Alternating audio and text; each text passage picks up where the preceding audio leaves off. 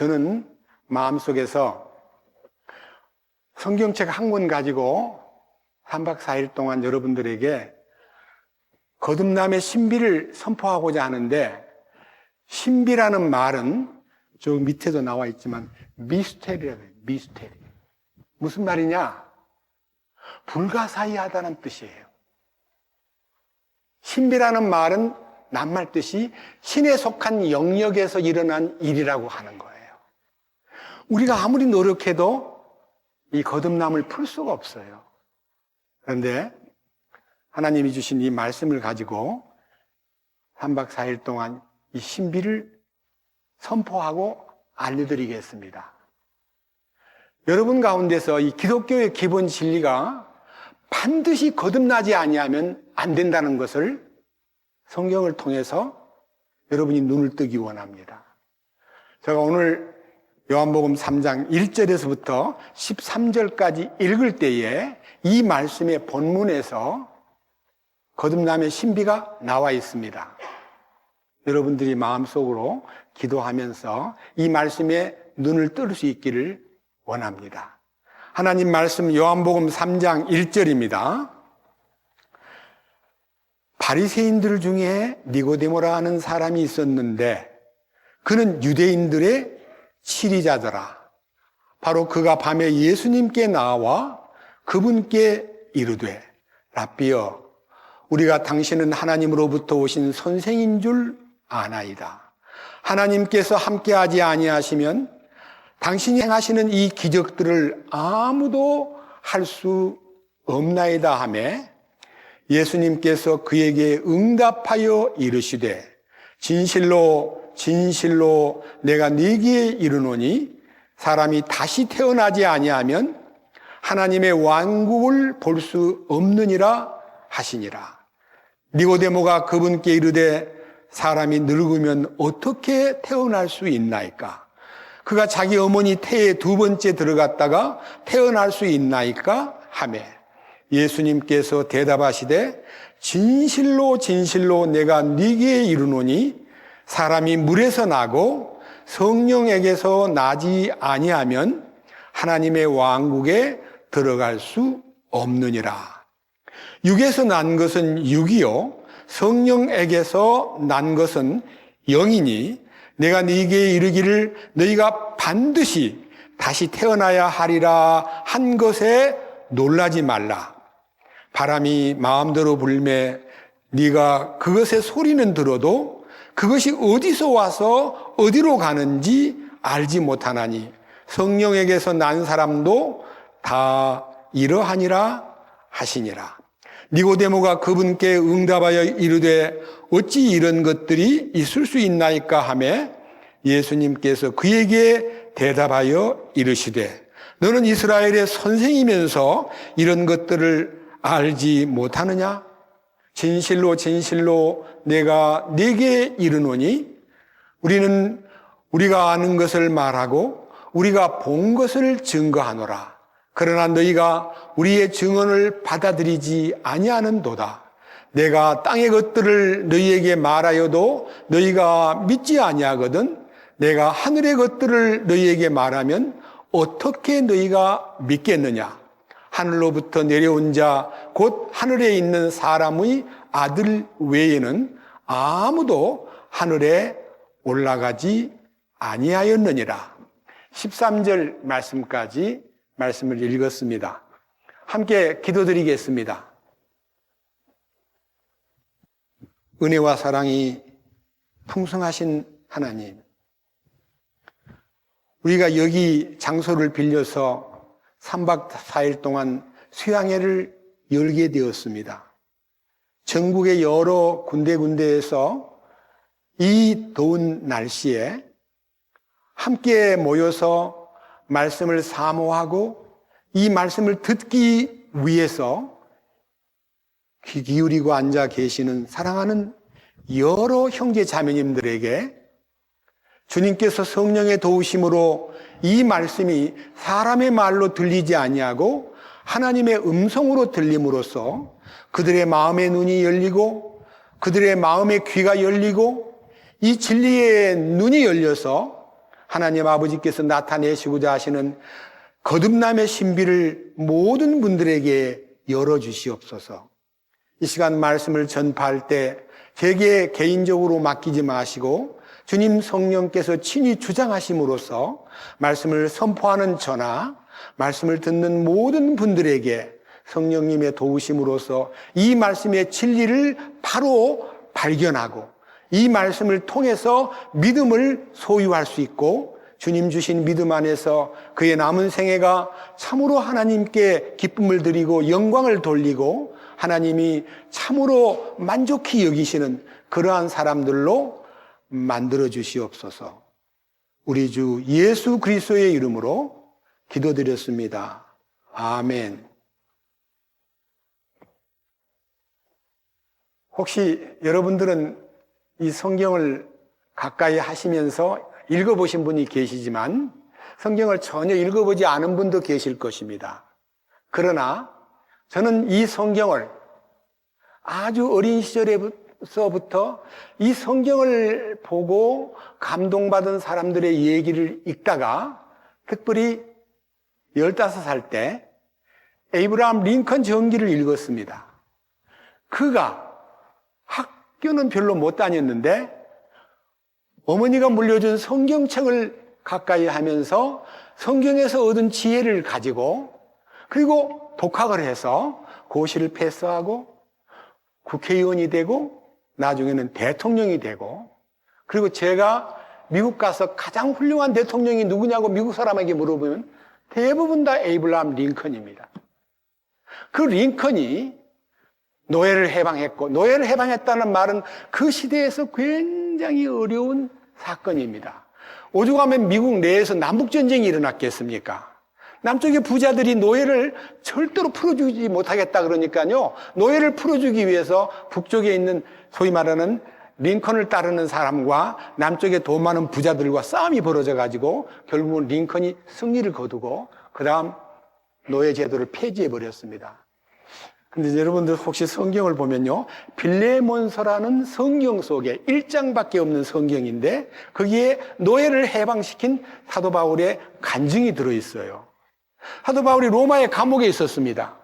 그것도 죄를 지어서 감옥에 간 게 아니라 예수 믿기 때문에 모함을 당해가지고 예수님을 믿는 이유로 로마에 포송돼서 감옥에 들어가 있는데 그 감옥에 들어가 있는 동안에 어떤 젊은이가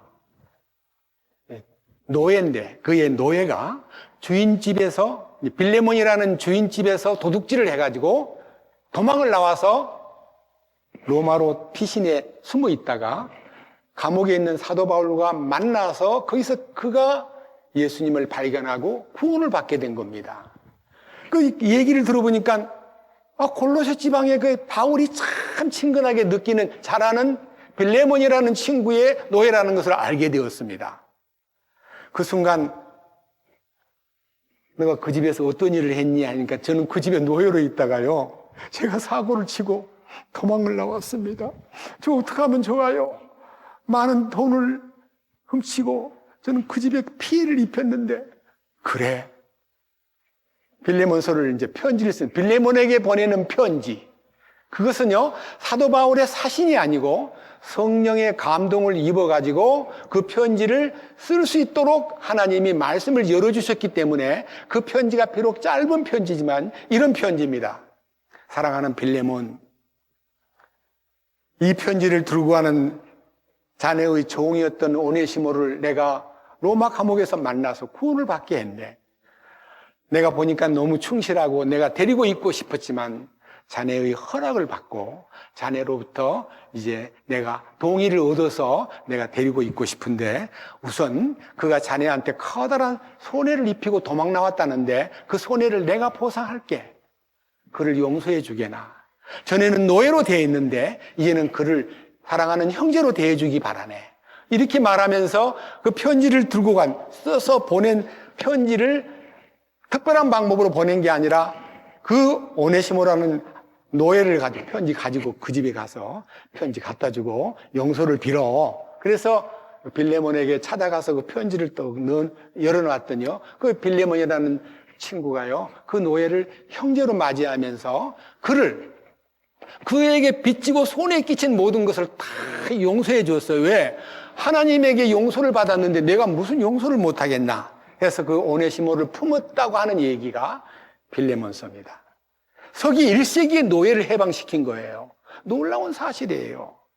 그래서 이 성경을 읽어가지고 변화가 된 그 여러 사람들 중에 에이브라함 링컨 전기를 읽고 저는 감동이 돼가지고 중학교 2학년 때인데요. 성경에 무엇이 들었길래 사람을 바꾸는가? 이 속에 무엇이 들었길래 그렇게 놀라운 일을 할 수 있는가? 아니, 학교도 별로 안 다니고도 그렇게 놀라운 머리를 이게 사용할 수 있다는 게 뭘까 싶어가지고 제가 이 성경을 읽기 시작했습니다. 처음에 읽을 때는요, 석 장씩 읽었습니다. 하루에. 이거 언제 다 볼까? 아니다. 좀 더 보자. 그래서 하루에 9장씩, 오전에 석 장, 점심때 석 장, 저녁 때 석 장. 석 장이란 말은요, 창세기 1장부터 9장까지, 10장부터 18장까지 이렇게 해서 보는데요. 이제 신약 성경만 예를 든다면요, 마태복음 1장부터 시작해가지고 28장까지 있습니다. 그래도 9장씩 읽어도요, 적어도 사흘이 걸립니다. 마가복음은 16장까지 있습니다. 하루 반이 걸립니다. 누가복음은 24장까지 있습니다. 이틀 조금 덜 걸립니다. 요한복음은 21장까지 있습니다. 하루 반이 걸립니다. 사도행전은 28장까지 있습니다. 사흘이 걸립니다. 야, 이러다가는 많이 걸리겠다 싶어가지고 다시 2달 만에 결정을 내리기를 15장씩 보자. 아침에 5장, 점심때 5장, 저녁 먹고 5장, 주일날은 30장을 보자. 이렇게 하다 보니까요, 성경이 아주 잘 읽어졌습니다. 중학생이 성경을 얼마나 안다고 그걸 어떻게 다 이해하겠습니까? 전혀 이해가 안 되는 부분도 많고 남말 뜻도 모르는 게 많은데 무작정 읽었습니다. 얼마나 읽었냐?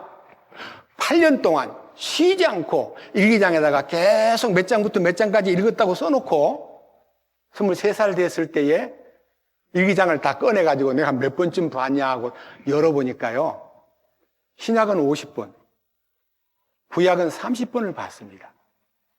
23살 때 8년 동안. 물론 23살 때 성경을 일기장을 펴놓고 몇 번 만나 조사를 해본 이유는 제가 이 23살 때 예수님을 만났기 때문입니다. 예수님을 만난 거예요. 너무너무 놀랍게 예수님을 만난 거예요. 저는 어릴 때부터 교회 생활을 했기 때문에 도둑질을 하거나 거짓말을 하거나 남하고 무슨 싸움을 하거나 그런 형편없는 짓은 전혀 안 하고요. 아주 조심스럽게 십계명대로 뭐 하지 마라, 뭐 하지 마. 인간관계, 하나님과의 관계는 못하더라도 인간관계에서 살인하지 말라, 간음하지 말라, 부모를 공경하라, 내 이웃을 탐내지 말라, 거짓 증거하지 말라, 이런 얘기들을 지키려고 막 발버둥을 치면서 어머니로부터 너 거짓말하면 안 돼, 남의 거 훔치면 안 돼, 이런 말을 듣고 컸기 때문에 죄 안 지으려고 무척 노력을 했는데 노력을 하는 것만큼 안 되더라고요. 행동으로는 옮기지 않지만 마음으로는 많은 문제가 속에서 바글바글, 소위 말하는 구더기가 바글바글 하듯이 제 자신에게 너무 죄성이 바글바글 하는 것을 느꼈습니다. 나중에 마태복음 5, 6, 7장의 산상보훈을 보다가 옛사람에게 말한 바 간음하지 말라는 말을 너희가 들었으나 나는 너희에게 이르노니 여자를 보고 음욕을 품는 자마다 마음에 이미 간음하였느니라. 간음은 안 했는데, 여자하고도 관계도 안 맺어봤는데 내 마음속에는 음욕이 있지 않는가. 거기서 떨기 시작했습니다. 옛사람에게 말한 바 살인하지 말라는 말을 너희가 들었으나 나는 너희에게 이르노니 형제에게 노하는 자마다 심판을 받게 되고 형제를 대하여 나가라는 자는 공회에 잡히게 되고 미련한 놈이라 하는 자는 지옥불에 들어가게 되리라. 난 지옥 갈 수밖에 없네. 난 미움이 있어. 난 나 좋아하는 사람은 좋아하고 내 싫어하는 사람, 나 욕하는 사람을 내가 막 속으로 안 이롭게 생각하고 미워했어. 이런 내적인 마음에 들어있는 이 증오심과 이 미운 마음과 병신 같은 거. 말로는 직접 병신이라 말 안 해도 속으로는 저 병신 같은 거. 이렇게 말하면서 무시한 마음이 여러 번 있었거든요. 이런 것들 때문에 제 마음속에요, 성경을 따라 살기가 너무 힘들구나 하고, 철학기도 시간에 보통 금요일 밤 철학기도를 하는데, 저 인천 제일교회 출신입니다. 철학의 기도를 하는데요, 저 뒤에 앉아서 하기가 대면 좁고요, 앞에 십자가가 이렇게 유리로, 인천 판유리 공장 사장이었던 그 박학전 목사님이 만들어 놓은 유리 십자가가 있는데요, 그 십자가 이 강대상 위로는 못 올라가고 요 앞에 꿇어 엎드려가지고 밤을 새가면서, 주님, 난 미워하는 마음 없게 해주십시오. 나는 너무 교만한 것 같아요. 내 마음속에는 전혀 안 그러려고 그러는데 내 마음에 음욕이 꿈틀거리고 있는 것 같아요. 이렇게 제 자신이 너무 제 자신에게 부족한 점을 털어놓고 울부짖고 기도하는데, 너무 막 혼자서 울부짖으니까 목사님이 오셔가지고요, 머리에다가 안수 기도해주고 가요. 근데 목사님이 저보고 왜 우냐고 묻지를 않는 거예요. 물었으면 제가 죄 때문에 울고 있어요. 어떻게 하면 이 죄 문제를 해결할 수 있을까요? 내 마음에 죄가 너무 많은 것 같아요 하고, 만물보다 거짓되고 심히 부패한 것은 사람의 마음이라 그러는데 내 이 부패한 마음을 어떻게 치료받을 수 있을까라고 울부짖고 있었으나, 목사님은 와서 기도만 해주고 갔지 저보고 왜 그렇게 눈물을 흘리고 있냐고 물어보지를 않는 거예요. 제가요, 그런 새벽 기도를요, 솔직히 말해서 15살 중학교 2학년 때부터는 교회 생활을 하면서 새벽 기도를 배웠지만요, 중학교를 마치고 고등학생 때부터는요, 새벽 기도를 아주 열심히 하루도 안 빠지고 제일 앞자리에 앉아가지고 새벽 기도를 다녔습니다. 목사님 눈에요, 새벽에 나오는 학생은 저 혼자뿐이었어요. 우리 목사님이 저를 너무 사랑하고, 저보고 믿음이 참 좋구나, 너 정말 참 착하다, 어떻게 새벽 기도를 안 빠지고 나오니? 저는 열심히 하는 저를 보고 너무 착하다고 좋다고 칭찬해 주지만 제 마음은 항상 공허했습니다. 23살 때 군대를 가가지고 예수 그리스도를 만나는 기적적인 사건이, 이 거듭남의 신비에 대한 얘기를 하기 전에 제가 제 자신의 과거 얘기를 하는 거예요. 너무 놀라운 사실에 눈을 뜨고요, 제가 정말로 죄에 대해서 너무너무 고민하고 있는데, 1966년 제가 23살 때, 만 23살 때입니다. 지금 나이로. 강사 목사님이 첫날 밤 딱 올라와가지고 레위기 13장을 봅시다 그러는 거예요. 저는 레위기를 볼 때마다요, 너무 복잡하게 들리고 더럽게 느껴지고, 이런 얘기를 왜 성경책에서 써놨지? 이게 무슨 하나님 말씀이 이런 것이 필요할까 하고 의심을 했던 성경이 레위기 13장이거든요. 한번 펼쳐보세요. 레위기 13장을 읽을 때요, 늘 이런 아주 더러운 얘기를 뭐하러 썼을까? 나 참 지저분한 얘기인데 이거는 정말 아닌 것 같은데. 자, 레위기 13장 1절부터요 59절까지 보고 14장 1절부터 57절까지 보면 굉장히 긴 성경인데요, 그날 밤 강사 목사님이 설교를 할 때 레위기 13장 9절로부터 14절까지 읽은 거예요. 제가 오늘 여러분에게 읽어드릴 테니 한번 들어보세요. 저는 이 성경을 앞에서 들으면서 목사님 좋은 성경 많은데 어찌 저런, 그 당시 개혁 성경에는 여기는 나병 그랬는데요, 그 당시에는 문둥병이라는 단어로 읽었으면, 단어가 이 개혁에는 문둥병이라고 되어 있습니다. 그대로 한번 읽어보겠습니다. 9절, 사람에게 문둥병이 있거든 그를 제사장에게 데려갈 것이요, 제사장은 그를 볼지니 보라, 피부에 종기가 희고 털을 희게 만들며 또 거기 종기 속에 급히 생살이 생겼으면 그것은 그의 살 피부에 오래된 문둥병이니라. 제사장은 그를 부정하다고 선언할 것이요, 그가 부정한즉 가두지는 말지니라. 제사장이 어디를 보든지 문둥병이 피부에 크게 생겨 그 병을 지닌 자의 머리부터 발까지 모든 피부를 덮었거든 제사장은 깊이 생각할 것이요, 보라, 만일 문둥병이 그의 살을 덮었으면 그는 그 병을 지닌 자를 정결하다고 선언할지니 그것이 전부 희게 되었으므로 그는 정결하니라. 13절까지만 읽었습니다.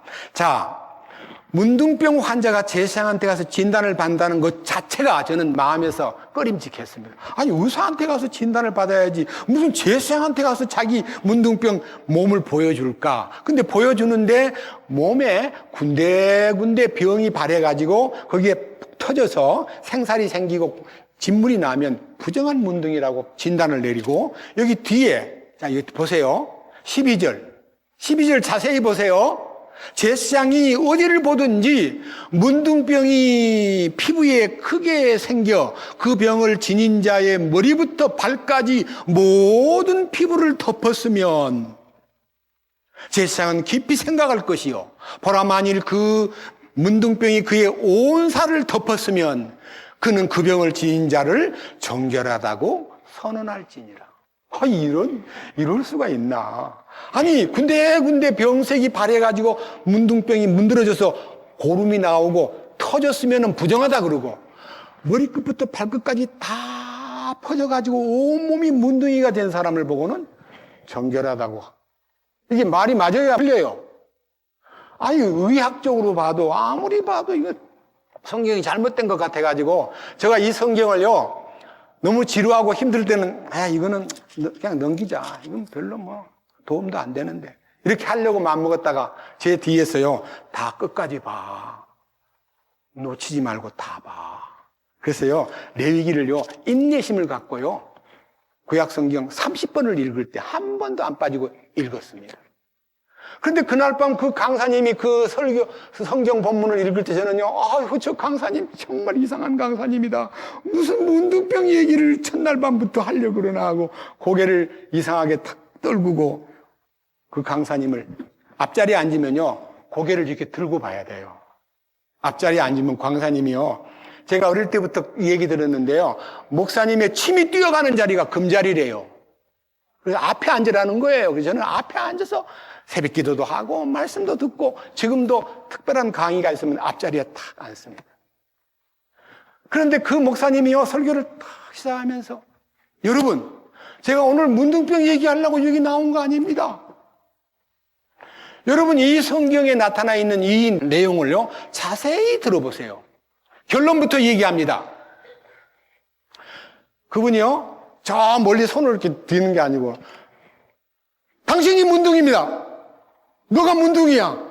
저한테다가요, 손가락이 너가 문둥이야 라고 말하는 것처럼 제 마음에 비수가 꽂히듯이 꽂히는데요.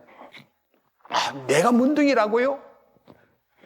성경에 이렇게 문둥이 얘기를 하려고 문둥이가 뭐 진단을 어떻게 받고 하는 거 얘기하는 거 아닙니다.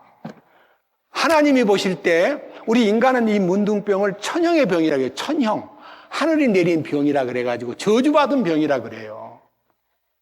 그런데 이 저주받은 병이 인간에게 있어서 가장 무서운 병인데, 이 문둥병보다 더 무서운 병이 죄의 병입니다. 죄를 많이 지어서 죄인이 된 거 아닙니다. 죄인이기 때문에 죄를 짓는 것입니다. 로마서 5장 12절에 한 사람으로 말미암아 죄가 세상에 들어오고 죄로 말미암아 사망이 왔나니 이와 같이 모든 사람이 죄를 지었으므로 사망이 모든 사람에게 이르렀느니라. 아담 한 사람 때문에 죄인이 된 거예요. 우리는 죄의 종자입니다. 죄의 종자. 죄를 지어서 죄인 아니에요. 죄인이기 때문에 죄를 짓는 거예요. 적게 죄를 짓든 많이 죄를 짓든 죄에 대한 형벌은 나중에 심판대 앞에서 받지만요, 여러분, 커다란 바위덩어리를 물에 던지면 가라앉아요, 안 가라앉아요? 바위덩어리를 던지면 풍덩 그러고 가라앉아요. 그 모래알을 던지면 떠요? 모래알도 가라앉아요. 성경에서 가장 큰 죄가 무엇이냐고 주님에게 여쭈었을 때 그가 와서 죄에 대하여, 의에 대하여, 심판에 대하여 세상을 책망하시리라. 죄에 대하여라 하면 저희가 나를 믿지 아니하며, 죄 중에서 제일 큰 죄가 하나님을 믿지 않는 죄입니다. 이 성경을 믿지 않는 거예요. 저는 성경을 아까 말한 대로 몇십 번을 읽어도요, 믿지 않는다는 마음보다는 말로는 믿습니다, 주여 믿사오니라고 얘기를 했지만은 이 믿음이 제 속에 들어오지 않았기 때문에 제가 이 믿음을 노력해서 믿음을 쟁취하는 게 아니라요. 믿음은 들음에서 나며 들음은 하나님의 말씀으로 말미암았다 하고 말씀이 믿음을 갖고 와서 그에게 믿음을 안겨줍니다. 믿음은 하나님의 선물입니다. 그래서 성경에요. 믿음을 잘못 알고 있는 사람은 자기의 노력으로 믿음이 많아지고 믿음이 깊어지고 믿음이 커지는 줄 아는데 그건 다 가짜입니다. 자기 노력으로 얻어진 믿음은 다 가짜입니다. 얼마 안 가면 무너져 버립니다. 주께서 주신 믿음, 받은 믿음, 계시된 믿음, 보배로운 믿음, 거룩한 믿음, 예수 그리스도의 믿음, 예수 그리스도 안에 있는 믿음, 이 믿음이 참 믿음입니다. 제가 이번에 강의를 하는데요, 이 성경을 여러분이 듣는 중에요, 마음에 믿음이 탁 와집니다. 믿음이 오는 거예요, 마음에. 성경 제가 증거를 대겠습니다. 디모데 후서 3장 15절부터 16절까지. 어린아이 때부터 네가 거룩한 성경 기록들을 알았나니 그것들은 능히 너를 지혜롭게 하여, 자세히 들어보세요. 그리스도 예수님 안에 있는 믿음을 통해 구원에 이르게 하느니라. 어디에 믿음이 있다고요? 그리스도 예수님 안에 있는 믿음을 통해 구원을 받게 한다. 그 다음 16절. 모든 성경 기록은 하나님의 영감으로 주신 것으로 교리와 책망과 바로잡음과 의로 교육하기에 유익하니라고 기록되어 있습니다. 그날 밤 그 목사님이 여러분이 문둥입니다 라고 해놓고는 여러분이 죄덩어리입니다. 하나님 앞에 나가서 네 죄가 얼마나 많으냐고 묻는데 의사를 찾아가는 게 아니고 제사장을 찾아간다는 말은 예수님 앞에 서서 네가 죄가 얼마나 많으냐고 물을 때, 주여 제가요 손으로 죄를 짓고요, 입으로도 죄를 짓고요, 눈으로도 죄를 짓고요, 이 죄를 좀 지은 게 있거든요. 이렇게 죄를 헤아리는 죄인은 부정한 죄인이고요, 나는 머리끝부터 발끝까지 죄밖에 없습니다. 나는 죄덩어리 올시다. 뭐라고 말할 수가 없네요. 자기 죄가 머리끝부터 발끝까지 완전히 죄밖에, 죄로 똘똘 뭉쳐진 존재라는 것을 주님 앞에 참으로 자백하면 주님이 정결하게 만들어준다는 뜻이에요. 이해하시겠어요? 저는 그날 밤 그 말씀을 듣고요, 너무너무 마음속에서 정말이 난 지금까지 문둥이 얘기인 줄 알고 막 싫어했는데 진짜 말씀을 주셨구나. 나는 죄덩어리야. 왜냐?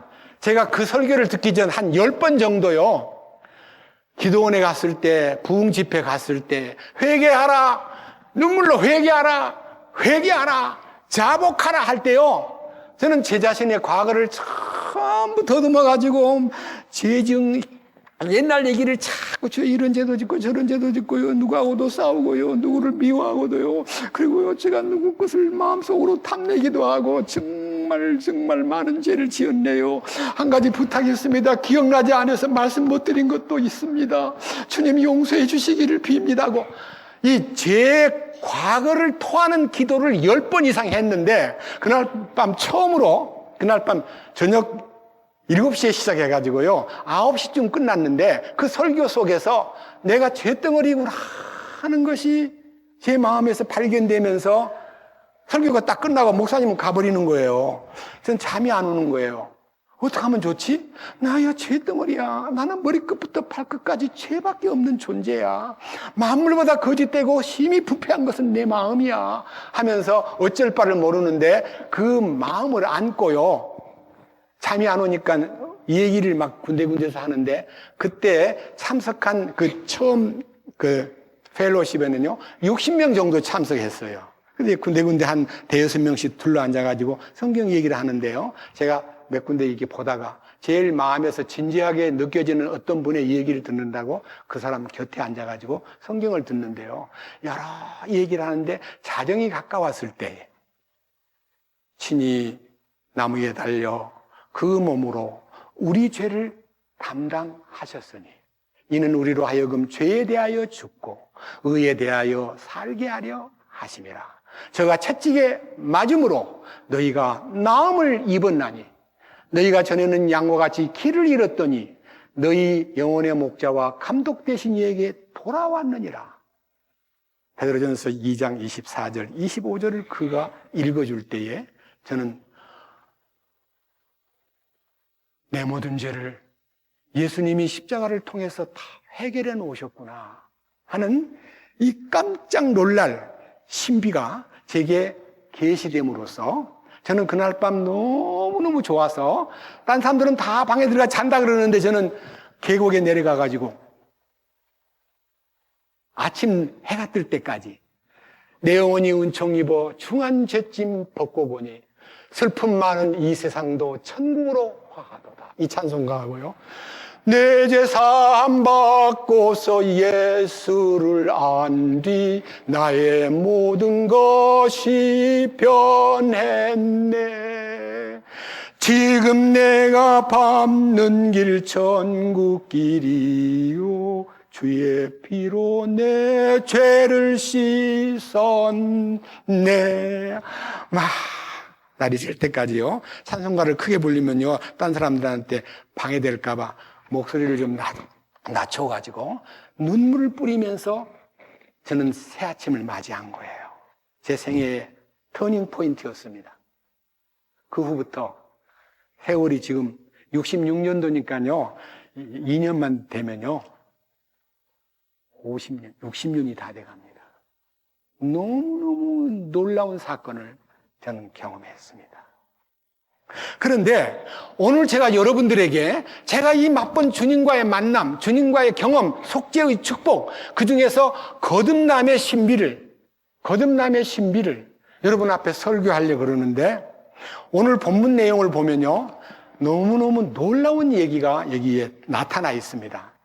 니고데모라고 하는요, 이스라엘의 그 당시 예수님 당시에 로마가 이스라엘을 지배하고 있던 때고 이스라엘 민족에는 아무런 주권이 없기 때문에 영토는 있고 국민은 있어도요, 나라가 로마의 속국으로 돼 있기 때문에 길을 못 펴고 있고 이 신앙을 지킨다는 사람들끼리 모여가지고 70인 사내들인 멤버를 놓고 나름대로 이 인간들을 믿음으로 위로한다고 그들을 가르치는데 전부 다 이 모세 오경만 가르치고 율법만 가르쳤습니다.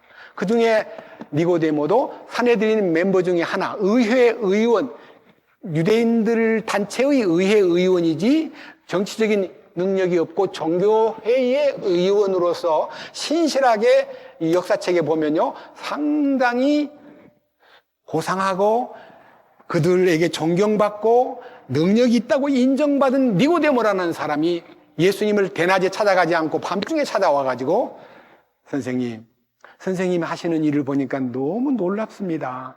하나님이 함께하지 않고서는 그런 일을 누가 하겠습니까? 저는 선생님을 존경합니다라고 인사를 했으면요, 예수님도 그 사람한테 그 인사를 받고 고맙네, 나를 어떻게 알았는가, 나는 많은 사람에게 배척을 당하고 있는데 당신은 나를 이렇게 참 존경한다니 참 고맙소, 이렇게 인사가 가야 되는데 예수님은 그 사람의 칭찬과 그런 격려에 대한 얘기를 전혀 받아들이지 않고 딱 단도직입적으로 당신에게 말합니다. 사람이 거듭나지 아니하면 옛날 성경에는 하나님 나라 혹은 천국에 들어갈 수 없다 그랬는데 여기는 하나님의 왕국이라고 되어 있습니다. 이 원문에 보면요, Kingdom of God입니다. 하나님이 왕국이라는 말은 하나님이 통치하는 나라를 얘기합니다. 여러분, 우리가요, 지금 이 세상이 전부 다 사탄의 통치를 받고 있는 세상입니다.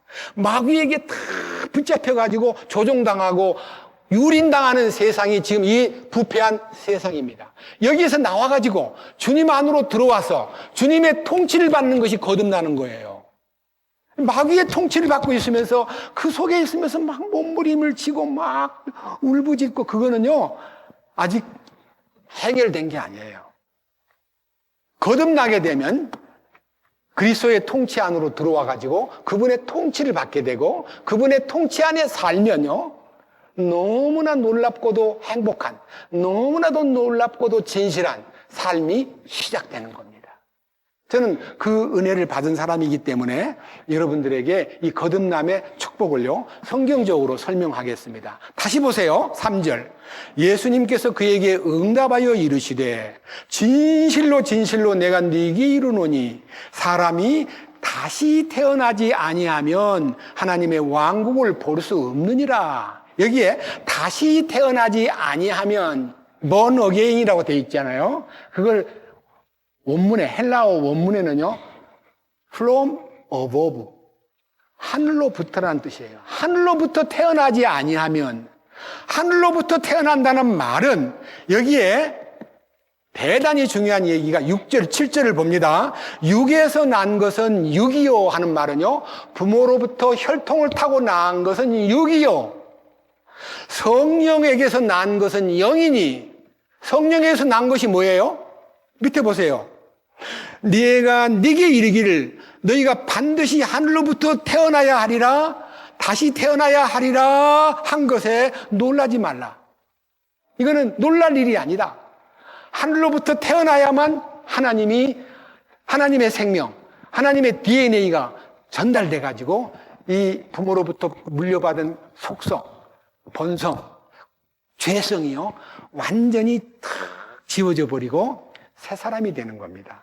이 하늘로부터 태어나는 이 기적이요, 땅에서 태어날 때 부모님의 유전 인자를 받아가지고 그가 성장하듯이, 저도 우리 부모님의 유전 인자를 받았고, 저하고 우리 사랑하는 아내하고 결혼해가지고 아들만 셋이 낳았는데요, 그 아들 셋이요, 어쩌면 아빠를 많이 닮기도 하고 어떤 때는 엄마가 닮게 보이고, 성격도 지능도 여러 가지 하는 것도 보면 어쩌면 저게 나를 닮았을까, 참 이쁘다, 이렇게 부모 닮은 것이 보여요.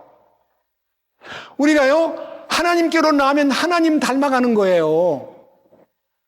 마귀에게서 난 사람은 전부 다 마귀 닮은 짓만 하는 거예요. 아무리 아니라고 꾸미려고 그래도. 자, 그래서요, 이 구약 성경에서 대표적으로 하나, 신약성에서 성경책에서 대표적으로 하나, 거듭난다는 말이 무엇을 의미하는가?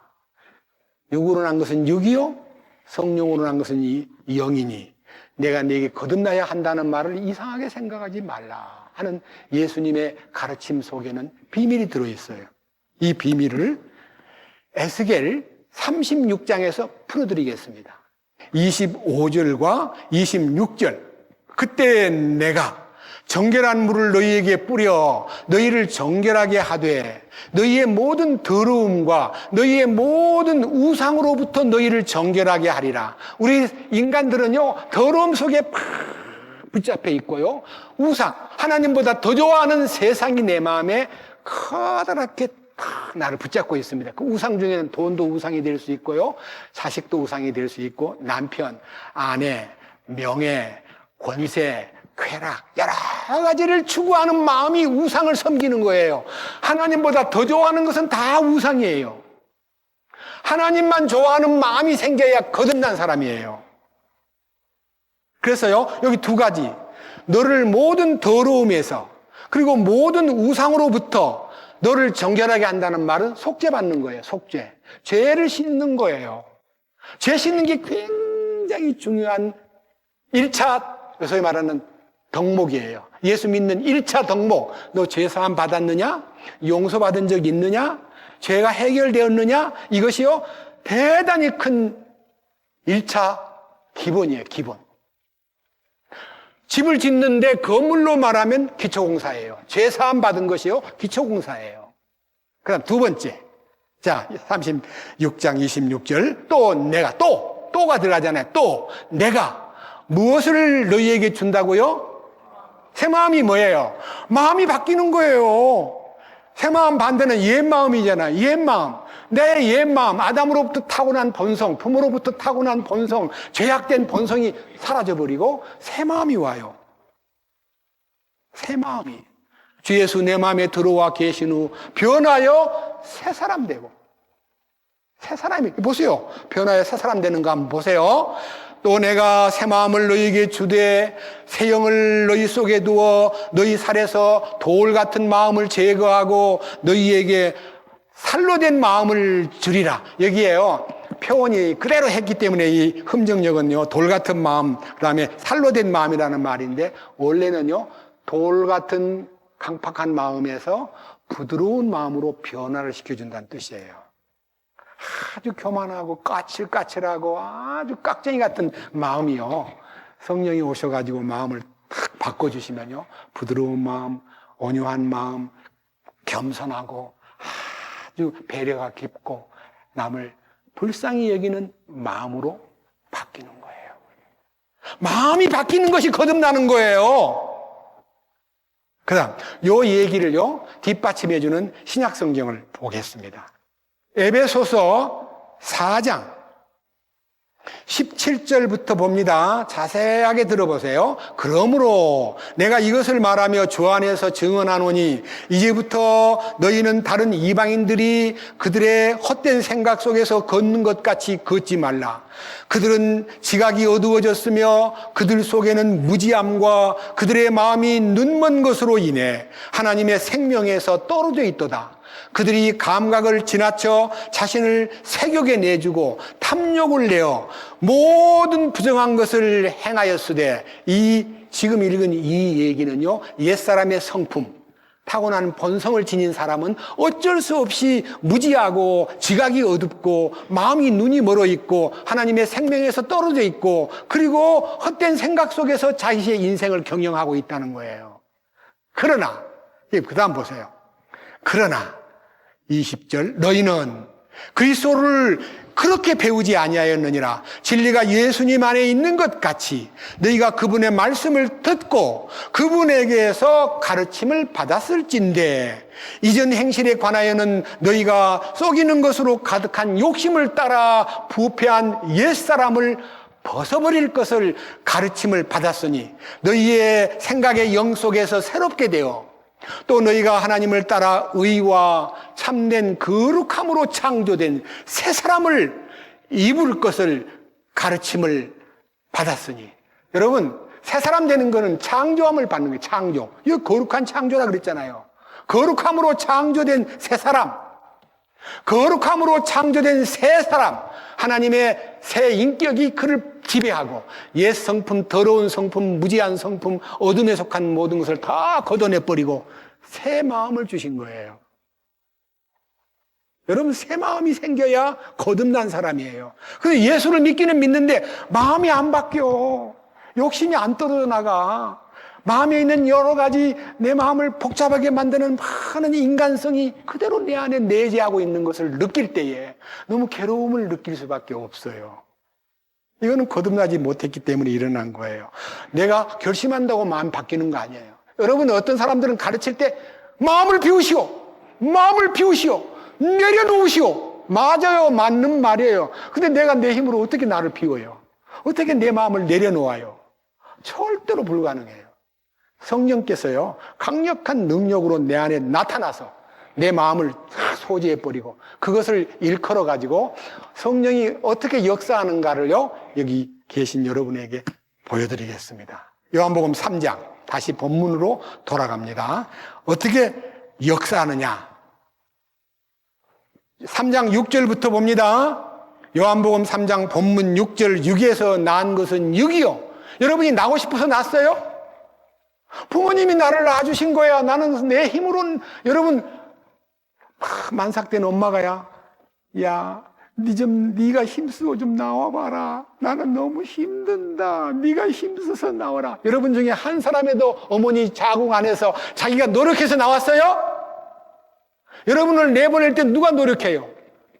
엄마가 얼마나 젖 먹을 때 힘까지 다 짜가지고요, 그 아이를 문을 탁 열어주고 그 아이가 무사히 나오도록 만드는 어머니의 희생과 어머니의 산고의 고통이 나를 낳게 만든 거예요. 예수님도 우리를 낳으실 때요, 여기 있잖아요. 6절, 육에서 난 것은 육이요, 성령에게서 난 것은 영이니, 성령에게서 우리를 하나님의 자녀로 만들기 위해서 그분이 어떤 산고를 치루었는가를 성경을 보면요, 그것이 십자가의 산고입니다. 십자가의 고통을 그분이 치르시고 우리를 의로 탄생시킨 것이고 새 사람으로 창조물로 만들기 위해서 산고의 고통을 십자가에서 다 치르셨습니다. 이 놀라운 사실을 여러분들이 발견하기 원합니다. 자, 그 다음 밑에 보세요. 7절.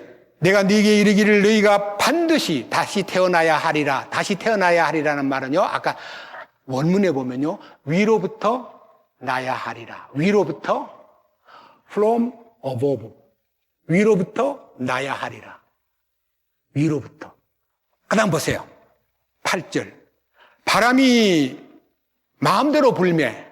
여기 바람이 부는 거예요. 자, 8절이 이제 비결인데요. 바람이 붑니다. 바람이 있다는 걸 어떻게 압니까? 부는 소리를 듣고 알고. 바람이 불면 나무가 흔들리고, 소리가 나고, 흔들리는 것을 보고, 시원하다. 바람 많이 부네. 바람은 여기죠. 바람이 임으로 불매. 네가 그것을 소리는 들어도 그것이 어디서 와서 어디로 가는지 알지 못하는 것처럼 성령에게서 난 사람도 다 이러하니라. 그래서 여기서요, 성령이라는 단어는요, 바람이라는 단어하고 똑같이 푸뉴마입니다. 푸뉴마, 바람, 숨결, 성령. 여러분, 성령이 바람처럼 우리 마음에 나타나면 우리가 바람이 불면 시원함을 느끼고 흔들리는 것이 느껴지고 나뭇가지가 흔들리고 빨랫줄에 늘어놓은 빨래가 흔들리듯이 바람이 많이 분다라고 느끼듯이요, 이 성경을 듣는 동안에 성령의 바람이 여러분들의 마음속에 싹 나타나가지고 여러분들을 시원하게 만들고 여러분을 변화시키고 여러분을 바꿔주는 것입니다. 바람입니다. 바람같이. 그런데요, 어떤 부흥회 가면 막 성령을 자기 손으로 막 끌어들려고, 성령이여 오시옵소서, 성령이여 부어주소서 이렇게 했는데 절대 그렇게 해서 성령이 안 와요. 성령이 무슨 장난감입니까? 성령은 인격이에요. 하나님께서 죄를 머리끝부터 발끝까지 죄밖에 없습니다. 나는 죄덩어리입니다 라고 느끼는 사람을 기다리고 계시는 거예요. 그 순간 성령이 오셔가지고 바람처럼 오셔가지고 그를 변화시켜버리는 거예요. 자, 여기에 대한 놀라운 얘기를요, 답을 물론 다음 시간에 해야 되겠지만 내 마음이 너무 급해서요, 답을 보여드리겠습니다. 이 니고데모에게요, 어떻게 얘기하냐면요, 자, 12절. 내가 땅의 것들을 너희에게 말하여도 너희가 믿지 아니하거든 내가 하늘의 것들을 너희에게 말하면 어떻게 너희가 믿겠느냐? 하늘로부터 내려온 자고 하늘에 있는 사람의 아들 외에는 아무도 하늘에 올라가지 아니하였느니라. 이 말은요, 하나님께서 이 땅에 하늘로부터 오신 분으로 말미암아 새 생명을 주기 위해서 예수님이 하늘로부터 오신 분이라는 거예요. 예수님은 하늘로부터 오신 분이에요. 아유, 이스라엘 땅 역사를 보니까 마리아에게서 났다던데. 그럼요, 마리아에게서 났어요. 그런데 예수님은 우리같이 남자의 씨로 난 게 아니라 성령께서 마리아에게 태를 빌려가지고 이 땅에 태어나신 유일한 여자의 후손입니다. 여자의 씨예요. 그런데 그분이 우리에게 무엇을 알려주기 위해서 이 거듭남의 신비를 열어주는 키워드가요, 3장 14절이에요. 3장 14절. 자, 보세요. 모세가 광야에서 뱀을 든 것 같이 사람의 아들도 반드시 들려야 하리니 이것은 누구든지 그를 믿는 자에는 멸망하지 않고 영원한 생명을 얻게 하려 함이라. 여러분, 거듭나는 순간 영원한 생명이 옵니다. 영원한 생명이 오는데 어떻게 오느냐? 여기 14절, 모세가 광야에서 뱀을 든 것 같이 하나님의 아들 예수님도 반드시 들려야 하리니 누구든지 그분을 믿는 사람은 멸망하지 않고 영생을 얻는다 그랬습니다. 자, 제 얘기 들어보세요. 이스라엘 민족이 이집트라는 노예 생활에서 해방돼 가지고 광야를 나왔습니다. 근데 그들이 광야에서 이제 가나안 땅을 목표로 가야 되는데 모세라는 사람이 각 지파에서 한 명씩 똑똑한 인물들 대표자 12명을 뽑아가지고 여보게 저 가나안 땅을 정탐하고 오게나. 가나안 땅에 가가지고 그 성의 규모와 숲이 많은지 적은지 사람들의 사기가 높아졌는지 낮아져 있는지 그들이 무엇을 준비했는지 많은 상황들을 조사해 오게나 하고 12명을 40일 동안요 가나안 땅을 탐지하고 오라고 파송을 시켰습니다. 쉽게 말하면 오늘날로 말하면 정탐꾼을 보냈습니다. 40일 만에 돌아왔는데 그때가 이제 포도가 익을 때쯤인데요. 포도가 익을 때쯤에 얼마나 포도 한 송이가 컸냐 그러면요. 혼자서 한 송이를 못 들고요. 포도송이 하나를 막대기에 깨가지고 두 사람이 어깨에 메고 올 정도로 포도송이가 굉장히 컸습니다. 그리고 와서 하는 말이 너무나 가나안 땅이 좋습니다. 참 부요하고 젖과 꿀이 흐르는 땅임에 틀림없습니다. 하고 이제 12명이 다 이제 좋은 땅이라고 말해놓고요.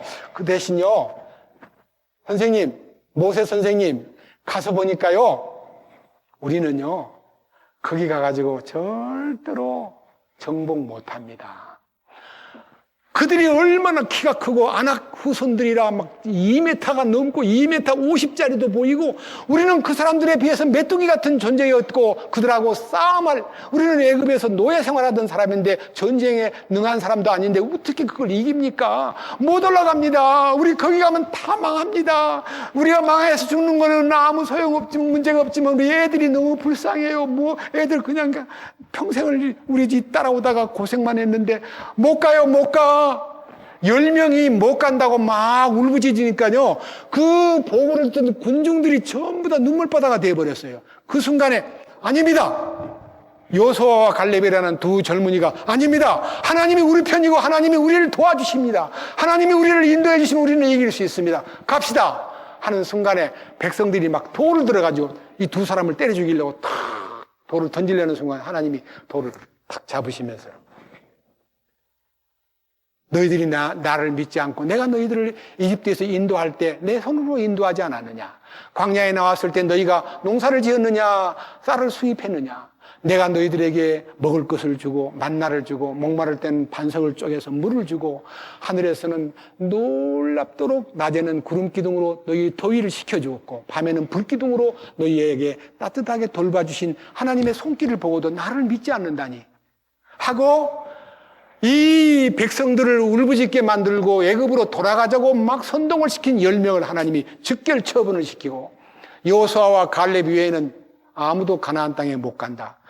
저들의 말을 듣고 원망하고 눈물을 흘리고 애굽으로 돌아가자고 말했던 저들은 다 가나안 땅에 못 가라고 선포한 뒤에 40일을 하루로 1년으로 환산해서 40년 동안 광야에서 헤매다가 불평하고 원망한 사람들 다 애굽에서 해방돼 나온 사람은 다 죽고요. 가나안 땅에 가기 전에 광야에서 태어난 40세 이하의 젊은이들만 가나안 땅을 상속받았어요. 성경에 다 나와 있어요. 그런데 이 무섭고도 이 복잡한 문제를 놓고 백성들이 원망하고 막 대드는 이 얘기가 한두 번이 아니고요. 그 가나안 땅에 못 간다고 막 불평하던 사람들을 향해서 하나님이 불뱀을 보내가지고 그들을 막 물어뜯고 죽이는데 불뱀이 물면 즉살합니다. 즉살. 그래서 제가 볼 때는요, 불평하던 사람한테 막 불뱀이 대들면 모세 같은 지도자가 저와 같았다고 하면요. 아유, 저것들 다 없어져야 돼. 아유, 정말 하나님 너무 고맙네. 불뱀을 보내서 저것들을 다 물어 죽이면 진짜 우리 불평 분자 없애버려야 돼 하고 얼마든지 시원하게 느낄 텐데요. 모세는 그 장면을 보자마자 하나님, 저들을 용서해 주세요.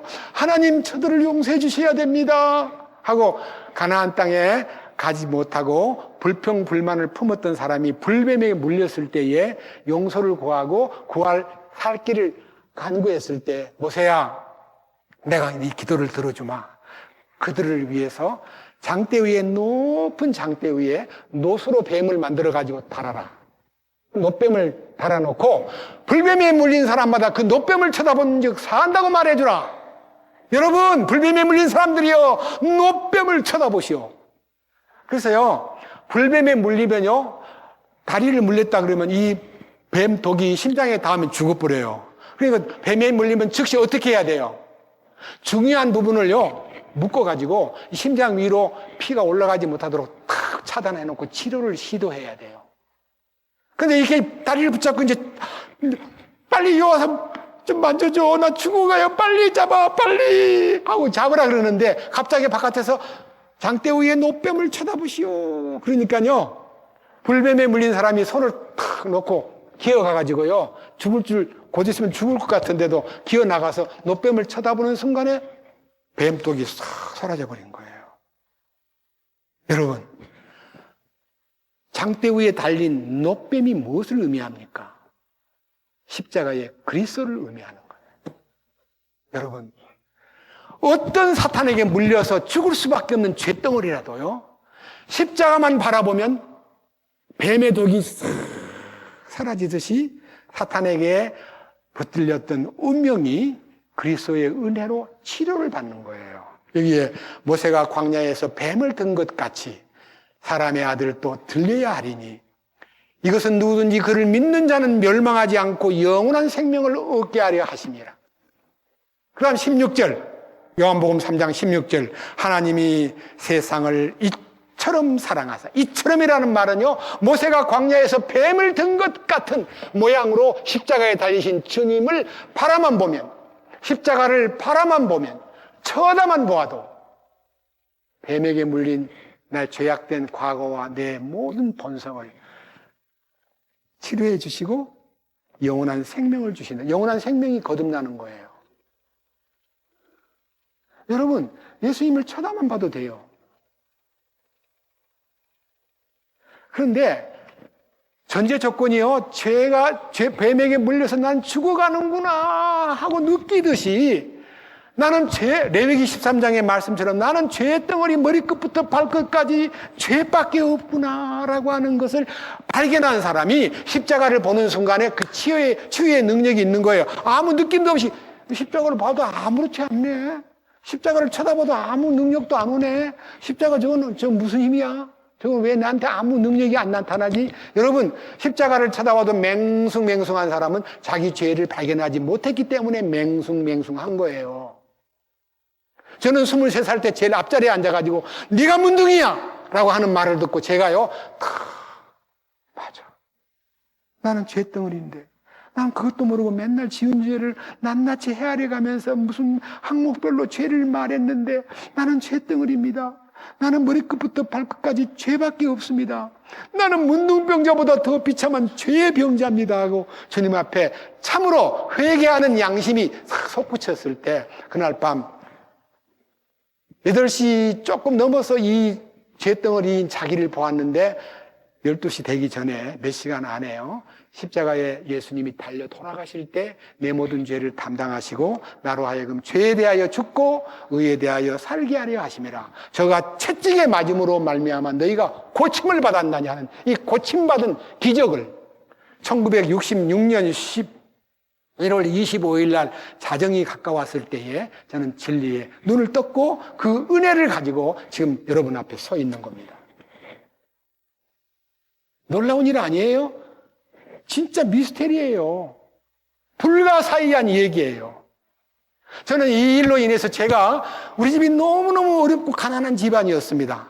어머니는 예수를 믿는다면서도 맨날 율법에 매인 사람이었고 아버지는 너희들이나 천당가 나는 지옥 갈란다. 너희들은 믿어 나는 안 믿어 하고 맨날 술과 더불어 살던 아버지인데요. 제가 이 축복을 받은 다음에 우리 어머니도 거듭났고 우리 아버지도 거듭났고 우리 동생들도 거듭났고 그 놀라운 비밀을 같이 누리는 가족이 되었습니다. 얼마나 놀라운 일입니까? 주 예수를 믿으라. 그리하면 너만 구원을 받으리라 해요. 너와 내 집이 구원을 받는다고 되어 있습니다. 지금 여러분 혼자 있는 사람 외로워하지 마세요. 약속은 너와 내 집입니다. 그러기 위해서는 우리가 말로 전도하는 거 아닙니다. 삶을 보여야 됩니다. 변화된 삶, 마음이 바뀐 삶, 그 다음에 아주 돌 같은 마음이 녹아버리고 부드러운 마음이 된 변화된 마음으로 그 사람을 주님의 마음으로 대하면요, 주님이 그를 만져주셔요.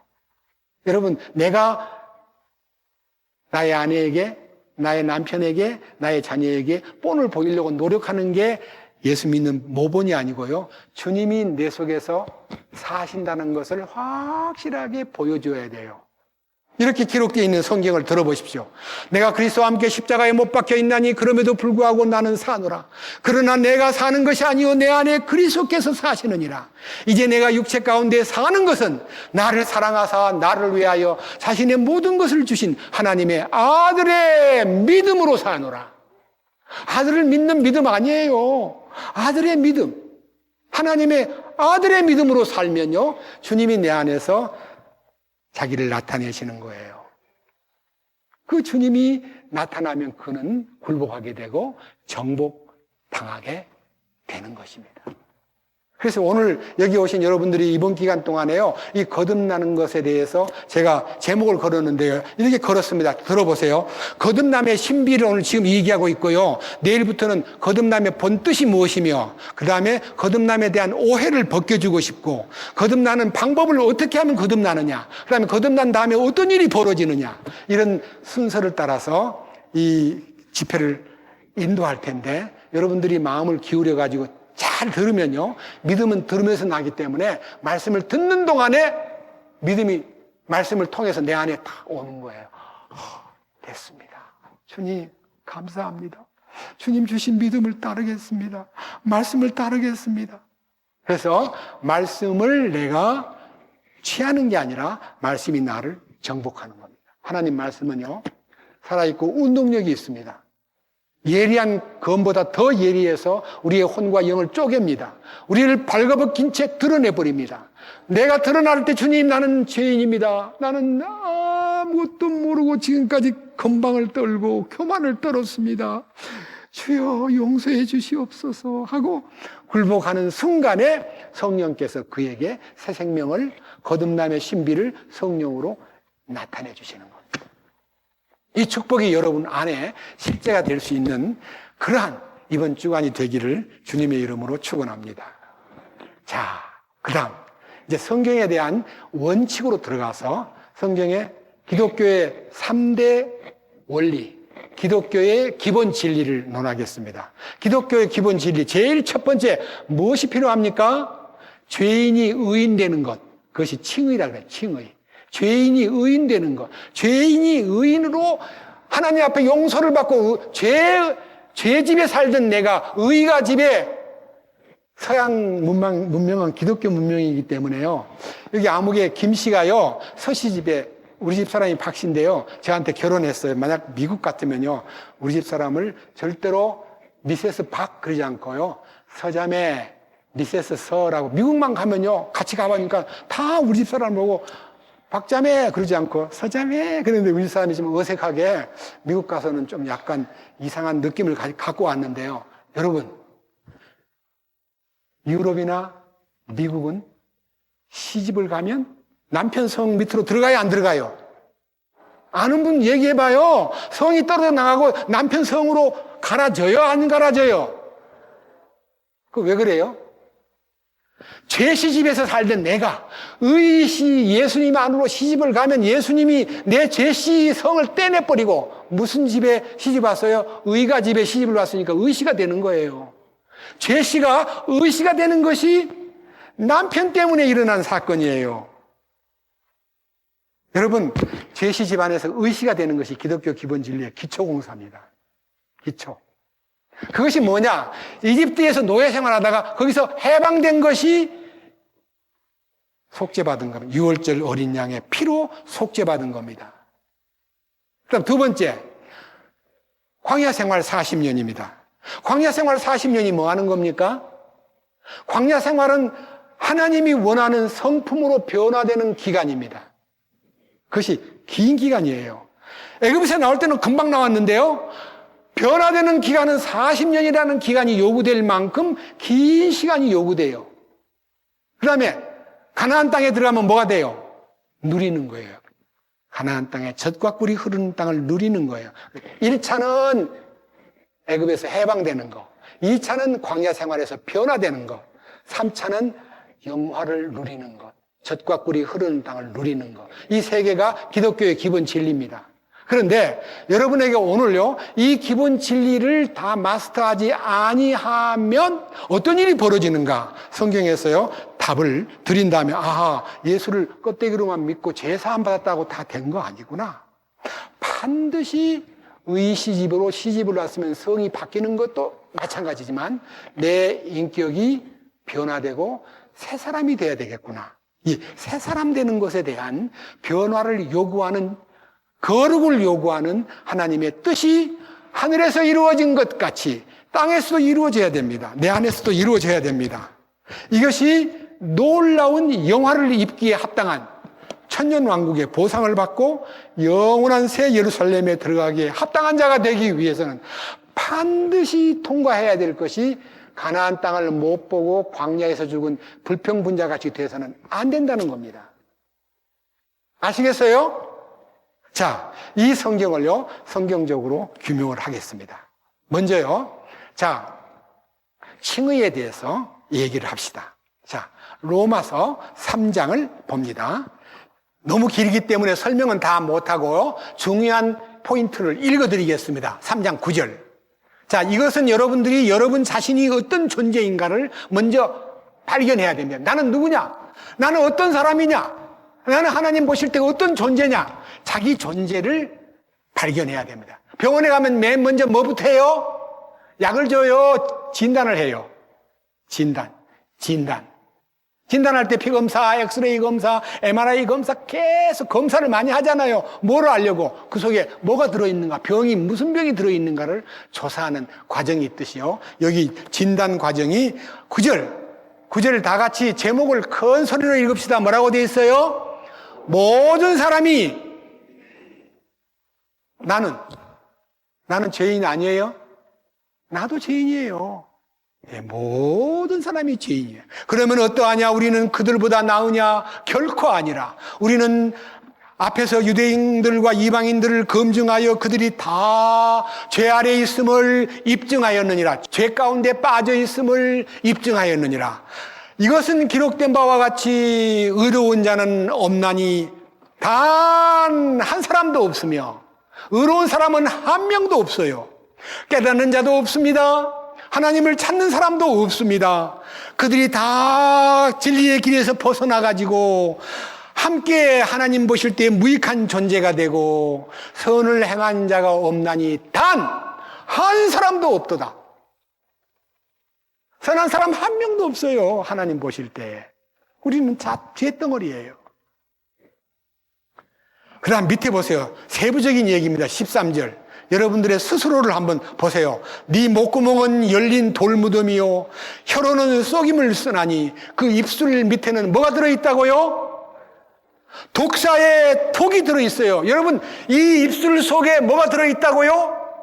독사의 독이 들어있는 거예요. 그 다음 14절.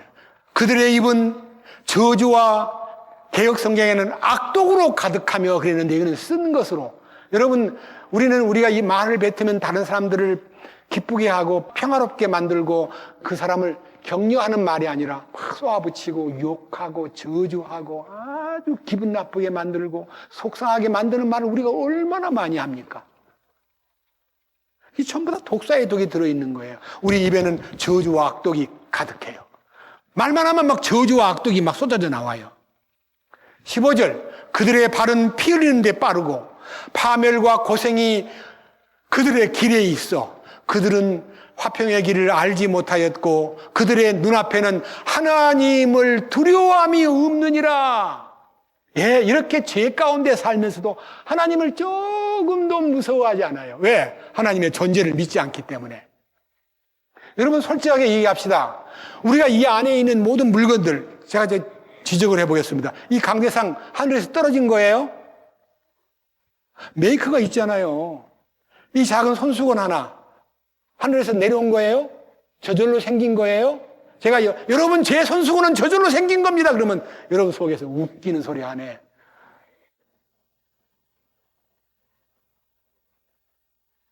메이커가 있어요. 이 책은 어디서 만들었어요? 대한성소공에서 만들었어요. 이 컵은 어디서 만들었어요? 하늘에서 내려왔어요? 자연이 생긴 거예요? 전부 다 우리 실내에서 있는 모든 물건들을 마이크, 강대상, 무슨 여러 가지 피아노 전부 다 만든 사람이 있는데요. 바깥에 딱 나가가지고 야, 저 나무는 누가 만들었지? 저 별은 누가 만들었지? 저 하늘은 누가 만들었지? 그러면 누가 만들기는 만들어. 그건 말이라고 해. 그건 자연이 생긴 거야. 저절로 생긴 거래요. 창조주를 안 믿기 때문에 자연이라는 이름을 붙여가지고 하나님을 모독하는 인류가 다 거기에 다 휘감겨 있고 사탄의 속임수에 빠져 있습니다. 성경에는요, 믿음으로 모든 세계가 하나님의 말씀으로 만들어졌나니라고 되어 있습니다. 여러분, 창세기 1장을 읽어보면요, 너무너무 놀라운 얘기가 후렴처럼 이렇게 나옵니다. 태초에 하나님이 천지를 창조하시니라. 땅이 혼돈하고 공허하며 흑암이 깊음 위에 있고 하나님의 신은 수면에 운행하시니라. 하나님이 가라사대 빛이 있으라 하심에 빛이 있었고 그 빛이 하나님 보시기에 좋았더라. 이리 되어 있어요. 하나님이 말씀하시니라. 그대로 되니라. 하나님 보시기에 좋았더라. 이 세 가지가요, 계속 창조주 하나님이 말씀하시니라. 그대로 되니라. 하나님 보시기에 좋았더라. 이게요, 창조의 원리입니다. 하나님 만드신 거예요. 하나님이 말씀으로 만들었어요. 뭐 해나오라 뚝딱 달라오라 뚝딱 그렇게 만든 거 아니에요. 설계를 탁 해가지고요. 여러분, 지구와 태양 사이의 거리를 여러분 누가 재보지는 않았는데요, 여러 가지 방법으로 지구와 태양 사이의 거리를 1억 5천만 킬로미터라고 그럽니다. 그러면요, 지구와 이 태양 사이의 거리를 누가 요 측정을 해가지고 누가 여기다 배치를 했어요. 태양의 위치에서 1억 5천만 킬로미터의 지구가 있으라고 누가 정했어요? 하나님이 설계하신 거예요. 자, 이 지구는요, 태양으로부터 1억 5천만 킬로미터 떨어져 있기 때문에, 그리고 이 지구가요, 이렇게 반드시 서 있지 않고 이렇게 기울어져 있습니다. 왜 그래요? 빛이 지구에 제대로 다 비출 수 있도록 하기 위해서. 그 다음에 지구는 태양을 보고 지구는 자전을 합니다. 자전은 한 하루가 1일. 공전합니다. 365회 공전하면 1년이 바뀝니다. 그래서 날이 바뀌고, 해가 지고, 달이 바뀌고, 계절이 바뀌고, 해가 바뀌는 거. 다 설계하신 하나님에 의해서 이루어진 겁니다. 자, 1억 5천만 킬로미터 떨어져 있는 이 지구에 얼마나, 물론 요새는 좀 덥긴 해가지고 약간 좀 힘든 시기이긴 하나요. 정말 멋지게요, 이 지구 안에 있는 모든 생물들이 존재하도록 만들었고, 작은 박테리아, 미물도 존재하도록 만들어서 모든 것이 다 생명의 사슬을 안고 있습니다. 생명의 사슬. 그런데 태양에서부터 지구하고의 거리보다 조금 가까운 수성과 금성은 너무너무 뜨거워서 어떤 생물도 존재하지 못합니다. 그럼 지구 바깥에 수성, 금성, 지구, 화성, 토성, 명왕성, 해왕성 많은 별들이 있는데 그 별들에는 추워서 도저히 생물이 존재하지 않습니다. 지구만 사람이 살게 해놨습니다. 이 하나님이 설계한 거예요. 하나님이 왜 지구를 설계했을까요? 성경에 딱 나와 있어요. 성경에 하나님이 지구를 만드신 목적과 지구를 설계하신 내용을요, 이사야서에 보면, 아이고, 하나님이 이렇게 다 지구를 인간이 살도록 만들어 놓았구나. 놀랍구나. 아유, 하나님 감사합니다. 이사야 45장. 구약성경 885페이지. 이사야 45장 18절. 하늘들을 창조한 주가 이같이 말하노라. 하늘이란 말은요, 우주를 말하는 거예요. 우주를 창조하신 하나님. 그리고 하나님은 친히 땅을 earth입니다. earth, 지구를 조성하시고 만들면서 견고하게 만들었는데, 이 지구를 헛되이 창조하지 아니하시고 누구를 거주하도록 조성하였느니라? 사람을 살도록 만들기 위해서 이 지구를 만든 거예요. 그리고 지구와의 태양과의 거리를 딱 측정을 해가지고 1억 5천만 킬로미터의 거리에다가 배치를 하고, 이 지구는 하나님이 배치한 위치에서 만물이 다 소생하고 그 안에서 인간이 만물을 다 사용해서 살아가도록 만드신 겁니다. 여기 있잖아요. 하나님이 우주를 만드시고 땅을 조성하시되 견고하게 하였으며 땅을 헛되이 창조하지 아니하시고 사람으로 거주하도록 조성하였느니라. 나는 주니라. 나 외에는 다른 이가 없느니라. 하나님은요, 나밖에 없다고 말씀하실 정도로요, 창조주로서의 위대한 위치를요 확보하고 계시는 분입니다. 근데 그 하나님을 안 믿는 것이 얼마나 무지한가를 자기가 무지하다고 모르는 거에 똑똑한 줄 알아요. 따윈의 진화론이나 자연론이나 소위 말하는 하나님을 무시하는 소리를 하는 사람들 틈에서요, 야, 하나님 만들기는 뭘 만들었으마? 그래, 하나님 만들었는데 왜 이상이 공평치 못해? 하나님 없어. 이렇게 해가지고 하나님을 일부러 부인하고 하나님 모르는 것을 자랑 삼는 사람이 이 세상에 많이 있으나 그들은 인생을 끝내고 나면 하나님 앞에 한 번 죽는 것은 사람에게 정하신 것이요 그 후에는 심판이 있으리니 하나님의 심판대에 가가지고 네가 지은 죄를 다 고하렸다 하고요. 하나님이 인간만 녹음기를 갖고 있는 것이 아니고 인간만 촬영을 하는 게 아니라 하나님은 우리보다 더 먼저 우리의 모든 출생부터 시작해서 죽는 그날까지의 모든 일거일투족을 다 촬영해가지고요.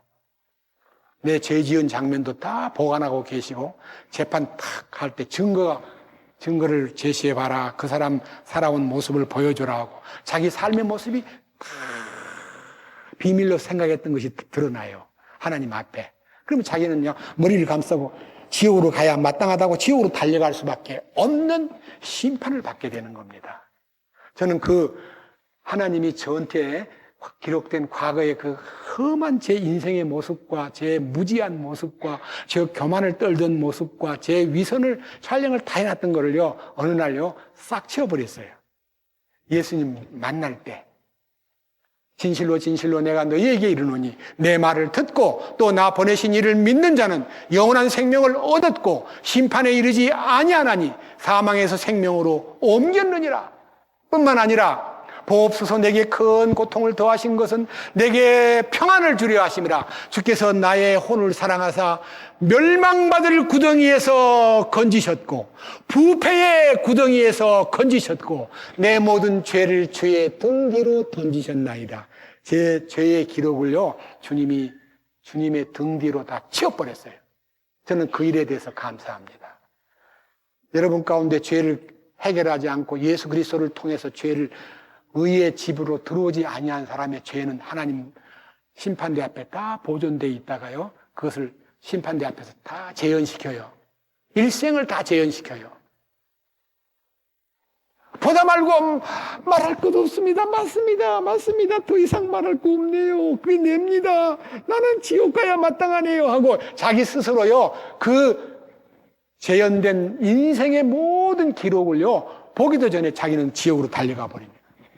그 지옥은요, 몇 년 동안 살다가 나오는 곳이 아닙니다. 영원히 불 가운데서 이 육신과 더불어 멸망받는 곳인데 죽어버리는 것이 아니라 벌을 받는 곳입니다. 여러분, 거기를 그렇게 하찮게 보세요? 우습게 보세요? 이 성경에 다 기록이 되어 있어요. 저는 이 기록된 성경을 하나도 빠짐없이 진리라는 것을 믿기 때문에 저는 이 성경을 읽으면서 비록 처음에는 못 믿고 발버둥 치고 의심도 하고 괴롭기도 했는데 이 성경이 딱 믿어지니까요, 한 말씀이 딱 풀리니까 성경 전체가 딱 열리면서 저는 제 일생을 주님, 죽는 날까지 주님 복음을 위해서 충성할 수 있도록 길을 열어주세요. 그렇게 기도하고 나니까요, 저한테 지금 이렇게 길을 주셔가지고 제가 지금 81살입니다. 근데 지금도 제가 복음을 전하고 있습니다. 이유는 먹고 살라 그러는 거 아니에요. 이 자리를 지키려고 여기 서 있는 거 아니에요. 내가 쓰러지는 날까지 주님의 뜻을 전할 수 있는 힘이 있는 날까지 충성하겠습니다 라고 서원했기 때문에 그 서원을 지키려고 여기 지금 서 있는 거예요. 여러분, 제가 이런 마음으로 설교를 하기 때문에 여러분들이 잘만 들으면요, 기적이 일어나요. 신비를 맛보게 돼요. 그래서 오늘 제가 이 문제에 대해서 마지막 결론을 내리고, 미안하지만요, 오늘은 좀 늦게 시작했으니까 할 수 없이 마지막 결론을 내린 후에 내일 시간으로 가겠습니다. 자, 고린도전서 3장이군요. 너무 중요한 얘기인데 이 얘기를 읽고 마치겠습니다. 3장 10절부터 읽습니다. 자세하게 귀 기울여 경청하시기 원합니다. 내게 주어진 하나님의 은혜에 따라 내가 지혜로운 주 건축자로 기초를 놓았고 다른 사람이 그 위에 세우되 저마다 어떻게 그 위에 세울지 주의할지니라. 이 말은요, 집을 짓는 공사를 하는 건축가인 바울이요, 영적인 건축을 하는데 내가 기초공사를 놨지, 그 기초공사는 예수님이야. 기초공사를 반드시 해야 돼. 집을 지을 때 모래 위에 집을 지으면 무너져버려. 반석 위에 집을 지어야 된단 말이야. 알았지? 기초공사를 튼튼히 해야 집이 좋은 집이 되는 거야. 이 기초 얘기를 합니다. 이 기초 얘기. 자, 그래 보세요. 11절. 아무도 이미 놓은 기초 위에 능히 다른 기초를 놓을 수 없나니 이 기초는 곧 예수 그리스도니라. 여러분, 우리는 우리 교회 이름을 온리 지저스라 그러면 온리 지저스. 오직 예수. 오직 예수님만 주장하는 게 아니라 오직 믿음, 오직 말씀, 오직 구원, 오직 거듭남, 오직 예수님 한 분만을 바라보고 가는 교회입니다. 온리 지저스. 자, 우리는 오직 예수입니다. 오직 믿음으로, 오직 말씀으로. 이것이 우리의 목표입니다. 기초는 예수님이 되어야 됩니다. 그것이 마태복음 7장에 반석 위에 집을 지은 집입니다. 예수님이 반석입니다. 그 위에 기초를 놓고 집을 지어야 됩니다. 우리의 신앙생활은 예수님 위에다가 집을 지어야 되는데 예수님이 아닌 내 위에다가 집을 지으면 모래 위에 지은 집이에요. 내 노력이 아무리 많아도 그 모든 행동은 모래입니다. 여러분 모래를 아무리 높이 쌓아놔도 그게 비가 내리고 창수가 치면 다 흘러가 버립니다. 반석은 무너지지 않습니다. 예수님 위에 내 믿음을 세워야 됩니다. 자, 그 다음 예수님 위에라고 하는 것과 일단 기초공사가 이제 끝났습니다. 예수님 위에 12절. 그런데 만일 어떤 사람이 이 기초 위에다가 예수님 위에다가 금이나 은이나 보석이나, 이 금은 보석은 예수님이 공급해 준 영적 자원들입니다. 영적 자재들이에요. 금과 은과 보석은 다 예수님으로부터 공급된 하나님의 놀라운 자원으로, 자재로 믿음의 탑을 쌓아라 했는데 못 모르고요, 주님이 주신 금과 은과 보석으로 사용하지 않고 그 뒤에 하반절에 나무나 건초나 지푸라기로 세우면, 나무나 건초와 지푸라기가 뭐예요? 내가 노력해가지고 믿노라 그러면서 뭐 새벽기도 안 빠지고 헌금 많이 내고 봉사하고 충성하고 구제하고 많은 복음을 위해서 노력한 것을 자기가 뭐라고 그래요? 하나님이 받아주시겠지 하고 생각합니다. 마태복음 7장 21절에 이렇게 기록되어 있습니다. 절대로 알아야 됩니다. 뭐라고 알아야 되느냐? 여러분, 마태복음 7장 21절 너무너무 중요한 얘기인데요. 뭐라고 되어 있냐면요, 나더러 주여 주여 하는 자마다 하나님 왕국에 다 들어가는 것이 아니라 하늘에 계신 내 아버지 뜻대로 행하는 자라에 들어가리라. 그날에 내 앞에 와서 주여 주여 우리가 주의 이름으로 선지자 노릇하고 우리가 주의 이름으로 귀신도 내쫓고 우리가 주의 이름으로 많은 능력을 행하였나이다 라고 말하면 고생했구나, 네가 많이 애를 썼구나라고 칭찬하는 게 아니라 그때 내가 저에게 밝히 말하되 내가 너희를 도무지 알지 못하니 불법을 행하는 자들아 내게서 떠나가라. 여러분, 이게 무슨 말입니까? 많이 했는데 왜 불법이라 그럽니까? 그것은 나무와 풀과 지푸라기로 지었기 때문에 불법이에요. 금과 은과 보석은 주님이 주신 자원이기 때문에 주님 주신 것으로 이렇게 올려놨습니다. 주님 주신 것으로 집을 지었네요. 이건 다 주님 겁니다. 제 거 아니에요. 이렇게 나를 따라오려거든 자기를 부인하고 자기 십자가를 지고 나를 따르라. 나를 부인하는 것이 신앙생활인데 나를 내세우고 돋보이게 하고 자랑하려고 하고 자기를 뭐 굉장한 존재인 것처럼 드러내려는 신앙생활은 다 가짜입니다. 저는요 18살 때 우리 교회에 주보를 보고 제가 깜짝 놀랐습니다. 주보에 감사헌금 내신 분, 11조 헌금 내신 분, 특별헌금 내신 분, 생신 축하 헌금 내신 분, 입학 감사 헌금 내신 분, 리스트가 쫙 나오고 돈까지 다 적혀 있는데요. 저는 성경을 읽었기 때문에 한 번도 이름을 써서 교회에다 헌금 낸 적이 없습니다. 전부 다 이름 없이 무명시로 헌금을 냈는데요. 그 밑에다가요, 무명시 해놓고 제가 낸 돈이 딱 적혀 있는 거예요. 그래서 목사님이 찾아갔어요. 거기에 대해서 따지러 간 게 아니라, 목사님, 제가 죄송한 질문이지만 질문 하나 꼭 드리고 싶어서 왔네요. 그랬더니요, 그날이 토요일 날이라 좀 쉬는 시간에 찾아갔더니요, 사모님이 눈이 동그래가지고 왜 저렇게 왔나, 뭐를 물으려고 왔나 하고 저를 쳐다보더니, 목사님, 주보에 왜 이름이 이렇게 꼭 기록돼야 됩니까? 마태복음 보면 오른손이 하는 것을 왼손이 모르게 하라. 은밀한 중에 보시는 하나님이 갚으시리라. 저희는 자기 상을 이미 받았느니라. 목사님, 은밀하게 하면 안 될까요? 저는 그 생각이 나서 왔는데, 그랬더니 옆에서 사모님이, 학생, 그런 말 물으러 토요일 날 목사님 지금 설교 준비하고 있는데 머리 헷갈리게 나가시오. 쫓겨났어요. 목사님이 그래라도 잠깐만 내 얘기 듣고 나가 이렇게라도 했으면 좋은데 사모님이 저를 쫓아내니까 그냥 아무 말도 않고 저를 쫓겨났어요. 그때부터 그 교회가 장로교회인데 제가 다른 교회는 어떻게 하나 싶어가지고 저 인천 출신입니다. 내립교회도 가봤고요. 화성 성결교회도 가봤고 안 돼가지고 전도관의 소사에 박태선 있는 데까지 가봤습니다. 어떻게 믿는가, 어떻게 주보를 만드는가, 어떻게 하는가 다 비등비등해요. 전부 다 잘못된 거예요.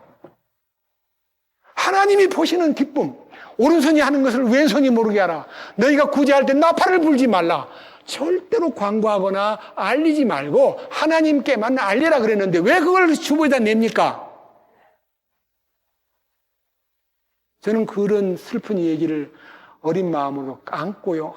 기도를 계속했어요. 주님, 성경대로 가르치는 교회를 좀 보여주십시오. 성경대로 믿는 교회가 어디예요? 좀 알려주십시오 하고 울부짖기를 많이 했습니다.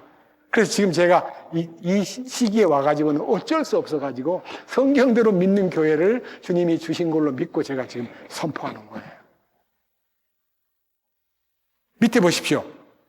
너무 놀라운 얘기입니다. 3장 12절. 그런데 만일 어떤 사람이 이 기초 위에다가 금이나 은이나 보석, 금이나 은과 보석은 주님 주신 자재입니다. 그러나 나무와 건초와 지푸라기는 자기가 긁어다가 인간의 노력으로 만든 탑이 나무와 지푸라기와 건불입니다. 각 사람의 일이 드러나는데 어떻게 드러나느냐? 그날이 그것을 밝히 드러내는데 이는 그것이 불에 의해 드러나고 그 불이 각 사람의 행동이 어떤 것인지 어떤 종류인지 그것을 시험할 것이기 때문이라. 불로 불이 지나갑니다. 불이 지나가면요 나무와 풀과 지푸라기는 타버리고 재가 돼버립니다. 금과 은과 보석은 타요 안 타요? 얘기해봐요. 타요 안 타요? 왜 안 타요? 이미 불을 통과했기 때문에. 그 불이 무슨 불이에요? 주님이 그 불을 다 통과해놓고 만들어낸 보물이기 때문에 우리 보고 지어라 하면 그거는요 불이 아무리 붙어도 안 타요. 불이 이미 주님에 의해서 타버렸기 때문에 다 끝나버렸기 때문에 불은 심판을 말하는 거예요. 그리스도의 심판. 십자가는 그리스도의 심판의 클라이막스입니다. 주님이 다 값을 치루었기 때문에 금과 은과 보석은 불이 와도 절대로 안 타요. 근데 나무와 풀과 지푸라기는 불이 붙으면 그냥 재가 돼버려요. 자, 거기서요 재가 되면 무슨 일이 벌어지고 그 공력이 가만히 있으면 어떤 일이 일어나는가. 그 다음 보세요. 자, 14절. 어떤 사람이 여기 있는 여러분 자기 이름을 대세요. 자기 아무개가 그 기초 위에 세운 일, 그 일이 금이나 은이나 보석이라면 남아있게 되고 그는 남아있으면 그는 보상을 받게 되고 자 15절 어떤 사람의 일이 불타는 것은 나무와 지푸라기와 건초입니다. 그 지푸라기가 불타면 그는 보상에 뭐를 당하리라? 보상의 손실이 뭐예요? 보상에서 마이너스가 되리라. 보상의 마이너스가 뭐예요? 보상을 못 받는 거예요. 보세요. 여기 14절 어떤 사람이 그 기초 위에 세운 일이 남아있으면 그는 보상을 받고 보상이란 말은 상을 받는 거예요. 여러분 우리의 신앙생활에서 상이 뭐예요? 천년왕국이 상이에요. 우리는 천년왕국을 그냥 기다리면 안 돼요. 상 받기에 합당한 자가 된 후에 천년왕국을 사모해야지 그냥 죽으면 천년왕국 간다. 주님 오시면 천년왕국으로 간다. 절대로 못 가요. 여기 나와 있잖아요. 천년왕국은 보상인데 보상을 못 받는다. 못 받는 대신에 어떻게 되냐. 보세요. 14절 어떤 사람이 그 기초 위에 세운 일이 남아있으면 그는 보상을 받고 어떤 사람의 일이 불타면 그는 보상에 손실을 당하리라. 그러나 그 사람 지옥 가요, 지옥 안 가요? 기초는 예수님이라고 기초에다가 집을 지었는데 나무나 풀과 짚으로 지었으면 다 타버려요. 타버리면 그 사람 지옥 가요, 안 가요? 안 가요. 뭐라 그랬어요? 그러나 그 자신은 구원을 못 받대가 아니에요. 구원을 받되 뭐예요? 불에 의해 받는 것 같이 받으리라. 구원 받아요, 못 받아요? 이 불에 의해 받는 구원은 롯의 구원이에요. 롯의 구원. 아브라함과 롯이 이 신앙생활에, 아브라함은 금과 은과 보석으로 집을 지은 믿음의 사람이고, 롯은 나무와 지푸라기와 건초로 집을 지은 사람이에요. 두 사람이 갈대아 우르에서 나올 때요, 아브라함은 삼촌이고 롯은 조카예요. 형님 아들이에요. 같이 따라 나왔어요. 하나님의 말씀은 롯에게 임하지 않고 아브라함에게 임해요. 그럼 아브라함 곁에만 있어도 롯이 아브라함에 의해서 공급을 받고, 비록 불편한 관계라 할지라도 아브라함 곁에 있으면 하나님의 말씀을 공급받는 생활을 할 거예요. 그런데 점점 나와가지고 지내다 보니까 그 당시 주업이 목축업이에요. 아브라함의 목자와 롯의 목자가 들에서 싸움이 벌어져요. 좋은 목초지를 얻으려고, 왜 여기 왔어? 너 뭐 절로 가! 내가 먼저 왔어! 하고 싸우다 보니까요, 이 소문이 아브라함 귀에 들어왔어요. 그런데 아브라함이요, 삼촌이기 때문에 얼마든지 롯을 불러가지고, 롯, 네 목자들이 우리 목자들 대들면 안 돼. 잘 가르쳐가지고 조심해. 이렇게 말해야 인간적인데요, 아브라함은 차원이 높은 제안을 해요. 나나 니나 네 목자나 네 목자가, 내 목자나 네 목자가 싸워서 되겠느냐? 갈라서자. 네가 동쪽으로 가면 내가 서쪽으로 가고, 네가 서쪽으로 가면 내가 동쪽으로 가마. 그 갈라서자. 그러면 그 말을 듣고 그럽시다 해야 돼요? 아니에요, 나는 안 갈라서요. 난 곁에 있고 싶어요. 삼촌 안 떠나고 싶고요. 목자들한테 주의시킬게요. 이래야 되는데요, 알았습니다 해가지고 높은 산에 올라가가지고 동쪽을 보니까요, 에덴 동산 같기도 하고 애굽 땅에 나일강같이 물이 풍부하고, 이야 좋다. 삼촌, 동쪽으로 가랍니다. 동쪽이 어디예요? 소돔 고모라가 있는 쪽이에요. 그래서 아브라함은요, 야 이놈아, 네가 그렇게 좋은 데로 먼저 간다고 그러면 돼? 반반 나누자. 얼마든지 그럴 수 있는데요, 아브라함은 황막한 사막에 남아있으면서도 조카를 탓하지 않고 가라 하고 떠나보냈어요. 근데 성경에 보면요, 롯이 점점 옮겨 드디어 소돔에 이르렀더라. 소돔으로 들어가 버린 거예요. 소돔은 그 당시에 가장 죄가 많은 도시예요. 가장 음란한 도시예요. 동성연애가 바글바글 끓던 곳이에요. 그리로 들어가가지고 롯이 사는 생활을 한번 잠깐 스케치해 보겠습니다. 롯이 사는 동네에서 롯이 어떤 고통을 당하고 살았는가, 베드로후서 보면서 마치겠습니다. 베드로후서 2장 6절입니다. 소돔과 고모라의 도시들을 뒤엎으심으로 정죄하사 제가 되게 하여 그 뒤에 경건치 아니하게 살 자들에게 본보기로 삼으셨으며, 사악한 자들의 더러운 행실로 인하여 괴로움을 받던 의로운 롯을 건져내셨으니, 이는 저 의로운 사람이 그들 가운데 거하며 그들의 불법 행위를 보고 들으면서 날마다 자기의 의로운 혼을 괴롭게 하였기 때문이라. 롯은 의로운 사람이에요. 하나님의 은혜를 받은 사람이에요. 근데 그 하나님 은혜를 받은 사람이 소돔 고모라에 들어가 보니까 너무 죄가 관영하고 너무 엉망진창이니까 그 불법한 행실을 보고 들으므로 날마다 의로운 혼이 상처를 입었어요. 그럼 어디로 가야 돼요? 빨리 나와가지고 아브라함 곁으로 가야 돼요. 근데 안 가고요, 머뭇머뭇 하다가요, 하나님의 결정이 탁 나버린 거예요. 아브라함아, 소돔 고모라를 그냥 못 두겠다, 멸망시켜야 옳다 그랬더니, 하나님, 그 동네에 의인 50명 있으면 그 성을 멸망시키시겠습니까? 하고 하나님에게 여쭤봤더니 의인 50명만 있다면 멸망시키지 않겠다 그러니까요, 아브라함이 가만히 생각해 보니까 50명이 될까? 점점 아브라함이 디스카운트를 하는데요, 하나님 용서해 주십시오. 의인 45명이 있다 해도 괜찮겠습니까? 하나님 괜찮아. 또 아브라함이 또 세 번째, 하나님 그곳에 의인 40명 있으면 멸망시키시겠습니까? 40명 있어도 돼. 하나님 또 말하겠습니다. 미안하지만 하나님 30명이 있다면요, 30명이 있다도 용서하지. 하나님 죄송합니다. 그곳에 20명이 있다면 용서하시겠습니까? 용서하지. 하나님 마지막 한 번 더 할게요. 그곳에 의인 10명이 있다면 그 성을 멸하시겠나이까? 의인 10명이 있다 해도 용서한다. 의인 10명이 없어서 불타버린 거예요.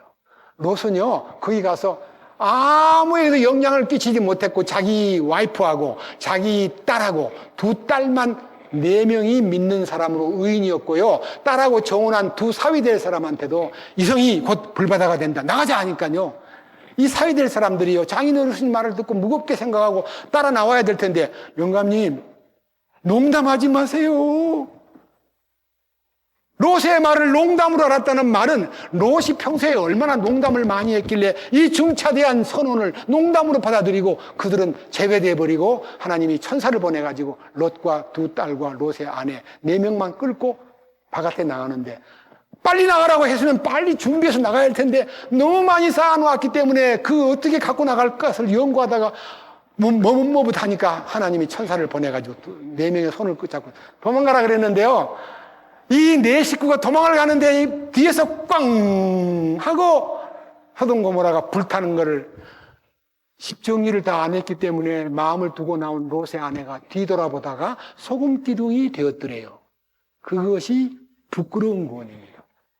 불에서는 멸망하지 않았지만 바깥에 나와가지고 소금 기둥이 되고, 그리고 딸하고 아버지하고 이제 피신해가지고 소알성에 숨어 있을 때요, 딸들이요 교육을 좀 받았다면은 얼마 안 가면 헤브론에 삼촌이 살고 계시고, 이제 롯의 삼촌이 살고 계시고, 그리고 이 딸아이들은 할아버지가 계시면 거기 가면요 하인들도 많고 믿는 사람들이 많은 곳이기 때문에 운명을 바꿀 수 있는데요, 거기 갈 생각을 안 하고 우리 아버지가 이제 애도 없고 자식도 없고 우리는 어떻게 하면 좋지?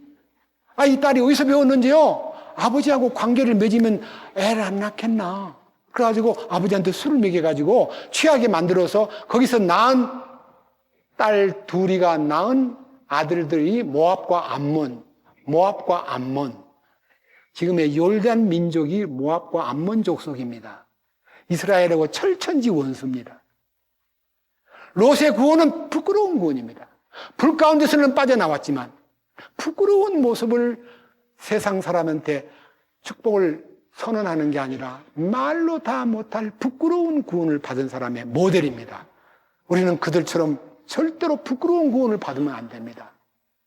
상 받는 사람이 돼야 됩니다. 상 받기 위해서는 필수 과목이 거듭나야 됩니다. 롯은 거듭나지 못했습니다. 그래서 여러분들에게 부탁합니다.